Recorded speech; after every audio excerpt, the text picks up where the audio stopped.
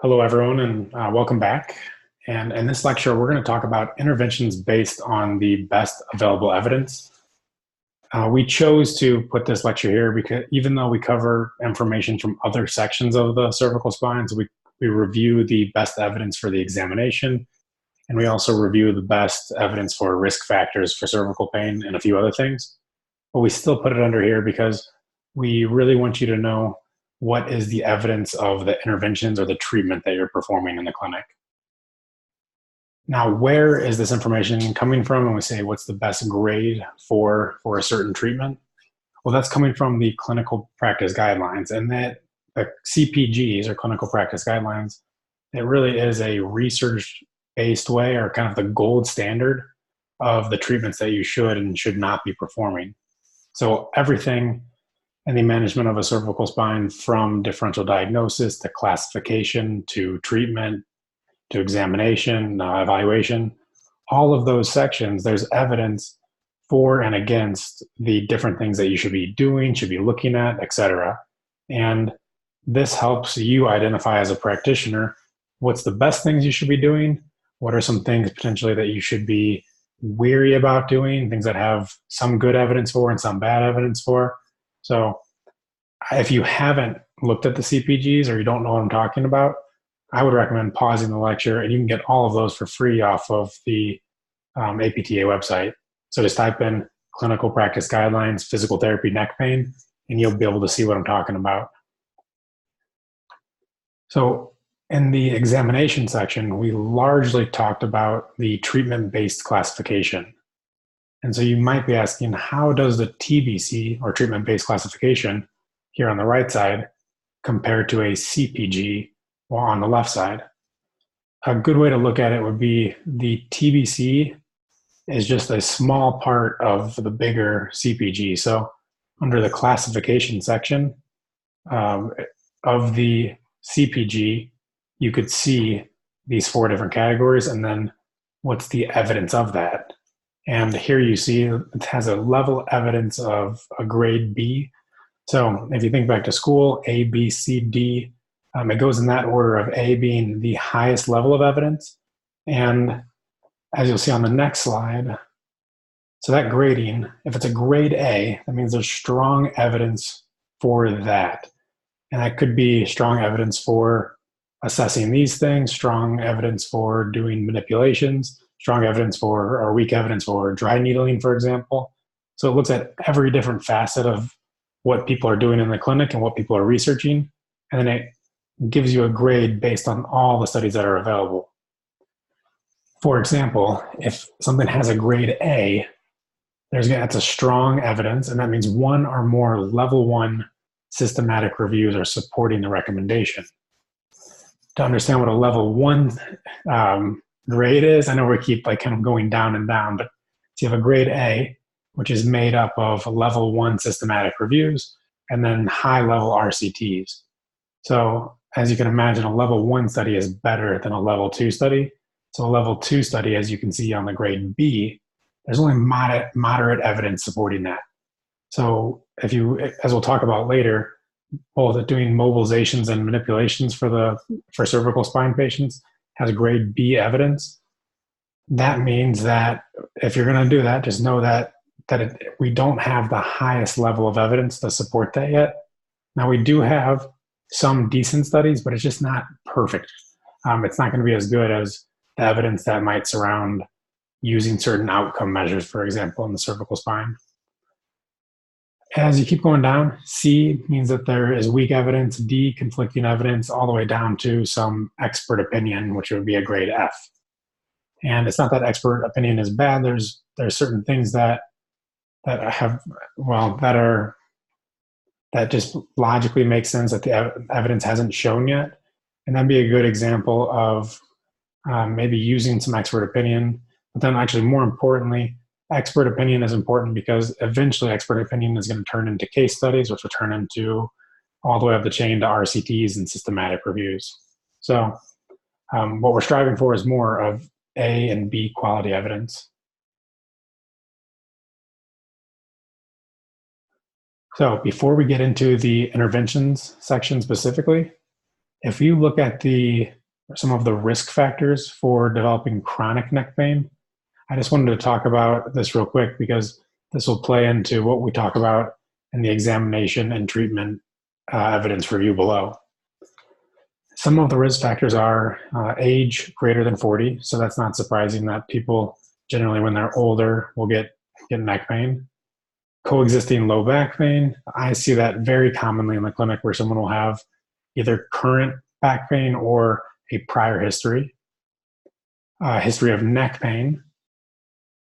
So if you had a previous history of neck pain, you're more likely to have neck pain again. Definitely makes sense.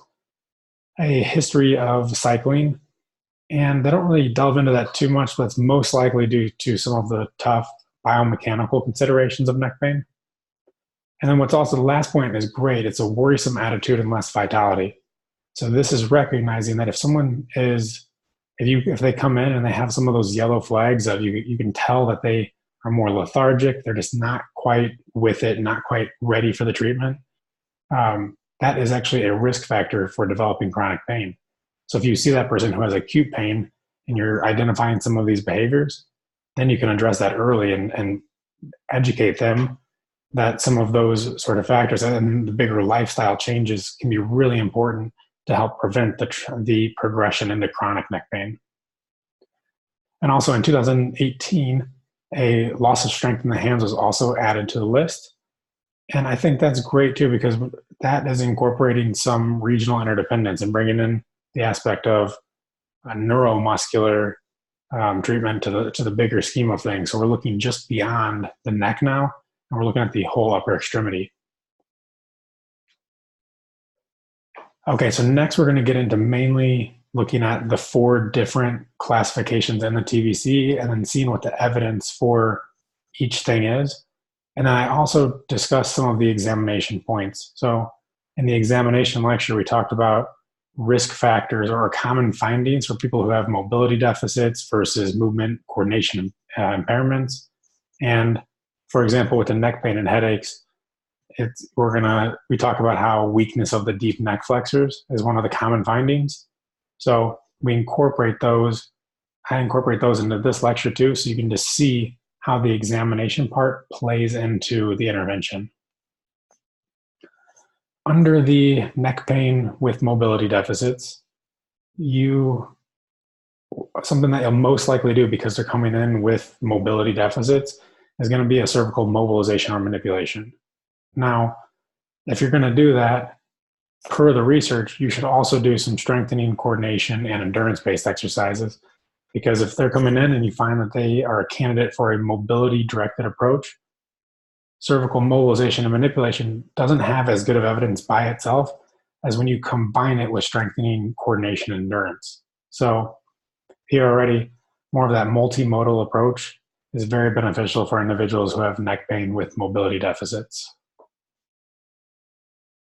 Under neck pain with mobility deficits, here we talk about cervical mobilization or manipulation and thoracic mobilization or manipulation. Now, doing these has a grade C, or the level of evidence here is C. If you do the multimodal approach and they have chronic neck pain, it's actually a grade B, so it's slightly better, again, using more of a combined approach. But when we talk about just doing manual therapy as an intervention for those people with neck pain, that alone is not enough to really say that that's a great intervention. So we likely need to be doing more with these people, which is why on the prior slide, I talk about the combined approach.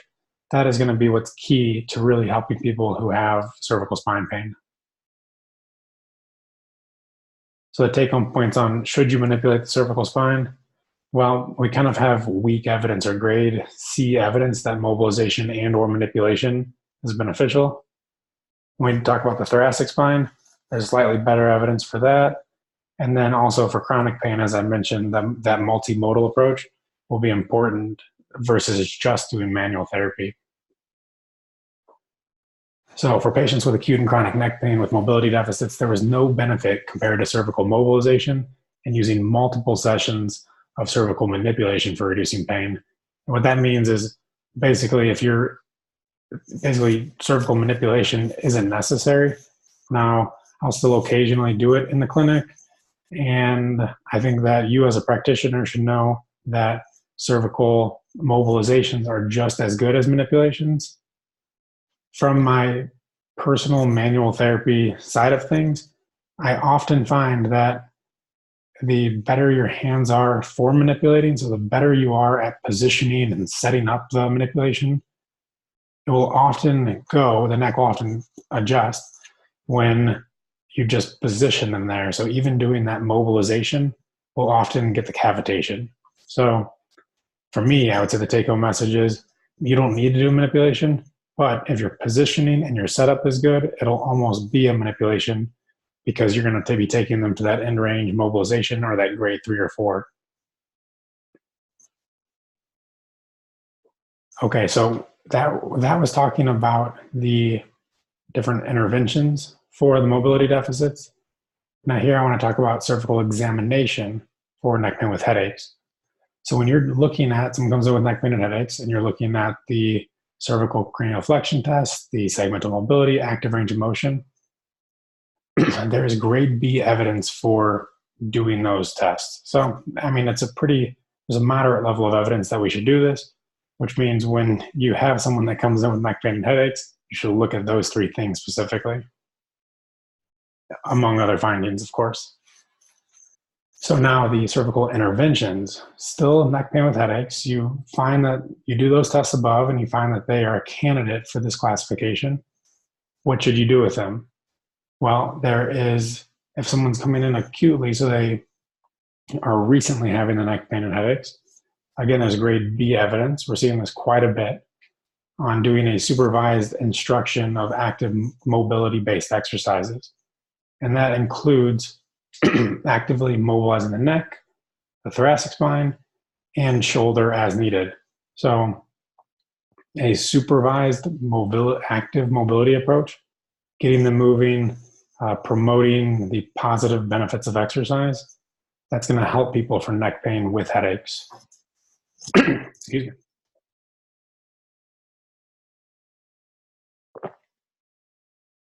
Also for neck pain and headaches, if they have chronic neck pain with the headaches, clinicians should provide cervical and CT junction mobilizations and manipulations, plus shoulder and neck stretching, strengthening, and motor control exercises. So if they're coming in with chronic neck pain, so more long-standing neck pain and headaches, you should be looking at doing a combined approach of both manual therapy and movement-based active exercises. And it's not surprising that these individuals are responding to this combination of an active approach as well, because we know with chronic pain, it's much more of a central sensitization where we need to get things moving. Also because they have likely more biopsychosocial factors involved with chronic pain, it's important to administer outcomes, and there's good evidence for using the outcome measure such as the Neck Disability Index. We're switching gears back to examination, and I want to discuss what the level of evidence is for examination for those who have movement coordination impairments. Grade B evidence again for the CCFT and the DNF test. So those are going to be useful, and the evidence supports those. Now for the interventions with movement coordination impairments, education and providing positive encouragement is very important for these people. So education on returning to their normal pre-injury level, that if you provide that education, that's going to lead to better outcomes over the long run. Also, education to minimize use of the cervical collar. Why do you think that might be? Because if they're in a cervical collar for too long, they're likely not moving, more than likely having more fear avoidance when they're out of the collar. And the collar almost promotes disability. So if there's someone who falls into this category and they're safe and appropriate for treatment, then educating them to get out of the collar and start moving more is going to be very important. That's the only slide for that one. And then finally, neck pain with radiating pain. So on the examination side, level evidence B, just basically know that the treatment-based classification evidence is pretty moderate, which is good overall. So those tests for each section are validated and good to use. And for the interventions here, neck pain with radiating pain, in the acute stage, there is grade B evidence to support clinicians mobilizing using a combination of both mobility and stability exercises. And then also they do promote or consider using things such as laser and short-term use of the cervical collar. So it's kind of interesting that there's average evidence to support those things, but so far that's what the literature is showing. And then you can see as they progress to maybe more of a chronic neck pain with radiating pain, that promotes more of an approach, a multimodal approach of manual therapy, exercise, and some intermittent traction. Okay, so the treatment evidence-based key points here. Treating the C-spine is similar to the rest of the body, so make sure they are appropriate for care, make sure you're identifying the major impairments, and then also be confident, because the more confident your hands are in assessing these things, the better therapeutic alliance you'll have with the patient. Always assess for your safety tests, so making sure that those ligaments have good integrity is going to be key. And also BBI and other things, but specifically when we talk about manual therapy, I'm always assessing, even on follow-up visits, the transverse and alar ligament tests. Do not perform excessive testing on the initial eval if symptoms are acute. I often find that if you do too much with someone who has acute neck pain, it only flares it up. So minimize your examination to what's most important. And then I would start getting into some gentle treatment more sooner versus continuing to test things when you kind of know that they're in a high level of pain. Perform manual therapy early in the treatment, because then you can do the exercises afterwards, and it allows you to get the patient moving, feeling better, and then they can more easily move through a bigger range of motion. And then there's good evidence for treating the thoracic spine, the CT junction, and incorporating shoulder strength and mobility exercises. I do want to point out that I think it's interesting that there is no grade A evidence for treating the cervical spine, under the interventions at least. So there's still a ways to go with certain things, and we still should always be questioning the treatments that we're doing and then wondering potentially how to make them better, how to get better outcomes with your patients. So I would always go back to the clinical practice guidelines when it comes to that. Lastly, as I've said maybe a dozen times, the multimodal approach has consistently shown to be effective for people with both acute and chronic neck pain. So always consider a combined approach of heavy on the education, manual therapy, and then also exercise. So those three are the major tiers of my practice. All right, thank you.